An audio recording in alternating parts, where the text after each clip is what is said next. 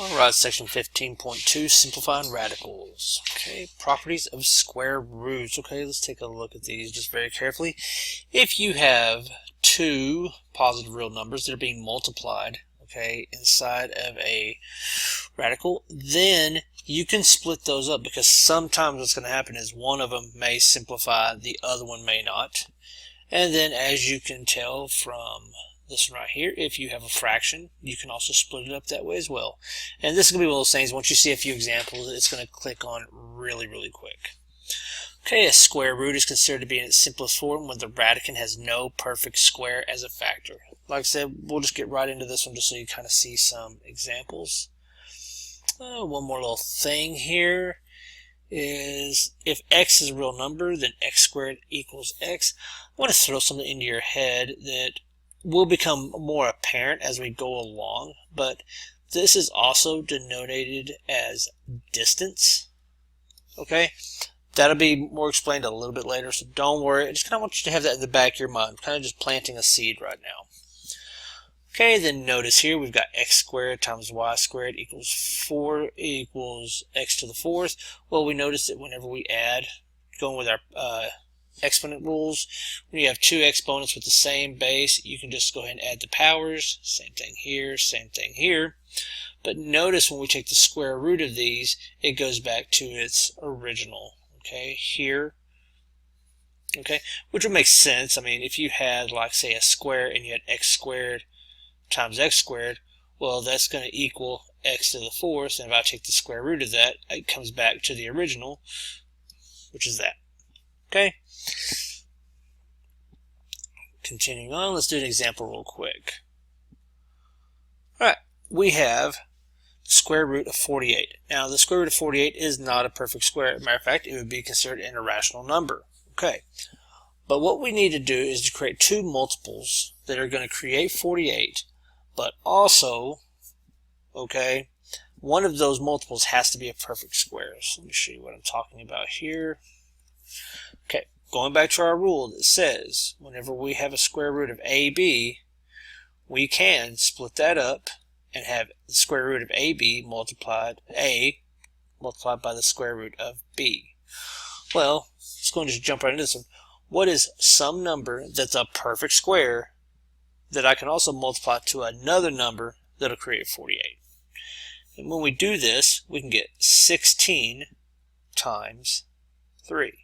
Well, 16 times 3 does equal 48, and I can take the square root of that, and I can take the square root of that. Now here's what's going to happen. This one right here, since it's a perfect square, I can simplify that to 4. This right here is not a perfect square, so what I'll do is I'll just leave it just like that.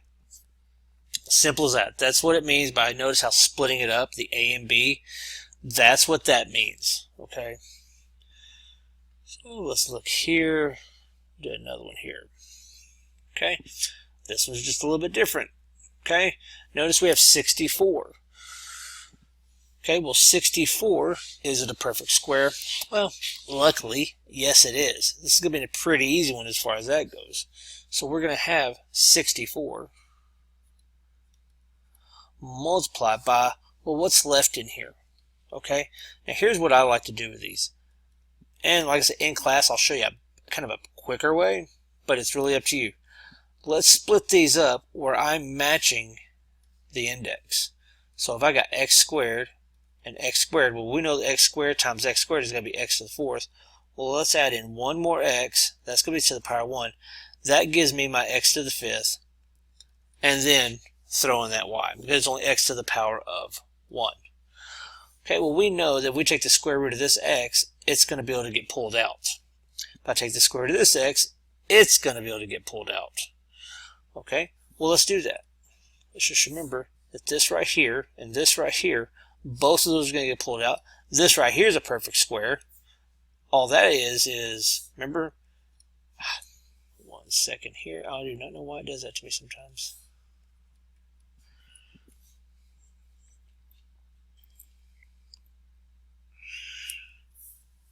Let's see here, draw. Okay, remember that right there is just 8 squared. Okay, well, let's go and start pulling everything out. Let's go, well, this is going to be 8 Well, if I take the square root of that x, I've got an x. Take the square root of this x, I got an x. Well, what's left in here? I can't pull the rest of these out, so I can leave that as x. Why? Well, these are multiplied together by power of 1, power of 1.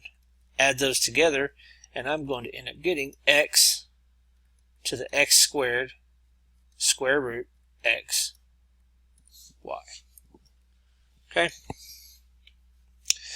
Remembering all those rules, let's know cube roots work the exact same way. Okay? We're just going to be looking for cube roots instead. Notice here, this is going to be 2 plus 2 plus 2 equals 6. Well, what's the square root of x to the 6? It's going to be x squared, because you'd have something that looks like this.